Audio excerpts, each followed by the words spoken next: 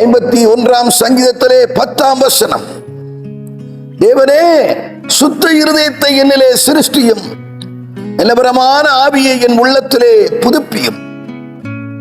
அவருடைய தலைப்பு சுத்த இருதயத்தை விரும்பும் பரிசுத்தர். அவர் பரிசுத்தராய் இருக்கிறதுனாலே அவரால் மீட்கப்பட்ட தேவ பிள்ளைகள் பரிசுத்தம் உள்ளவர்களாய் இருக்க வேண்டும் என்று அவர் விரும்புகிறார். நான் பரிசுத்தர், ஆகவே நீங்களும் பரிசுத்தம் உள்ளவர்களாய் இருக்க வேண்டும் என்று சொல்லி, உங்களுடைய எல்லா நடக்கையிலையும் பரிசுத்தம் உள்ளவர்களாய் இருக்க வேண்டும் என்று சொல்லி 1 பேதுரு 1 அதிகாரம் 15, 16 வார்த்தைகள் சொல்லுகிறது.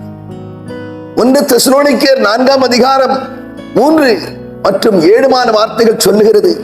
உங்களை அவர் அசுத்தத்திற்கல்ல பரிசுத்தத்திற்கே அழைத்திருக்கிறார். நீங்கள் பரிசுத்தம் உள்ளவர்களாய் இருக்க வேண்டும் என்பதே அவருடைய சித்தமாய் இருக்கிறது.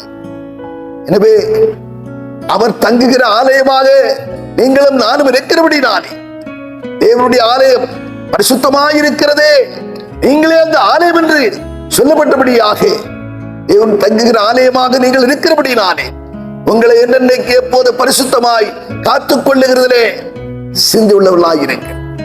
பரலோக பிதாவே, நாங்கள் உம்மை துதிக்கிறோம், ஸ்தோத்தரிக்கிறோம். ஆண்டவரே, சுத்தம் விரும்பும் சுத்த ஜோதியே, விரும்பாத அசுத்தங்களை எங்களை விட்டு நீக்கி போடுவீராக. உகந்த பாத்திரங்களாக நாங்கள் என்றும் காணப்பட, உகந்த ஆண்டவரே அப்பா ஆலயமாக நாங்கள் என்றும் எங்களை காத்துக்கொள்ள எங்களுக்கு பேர் உதவி செய்ய வேண்டும் என்று ஜெபிக்கிறோம். இயேசு கிறிஸ்து மூலம் ஜெபிக்கிறோம் பிதாவே, ஆமென்.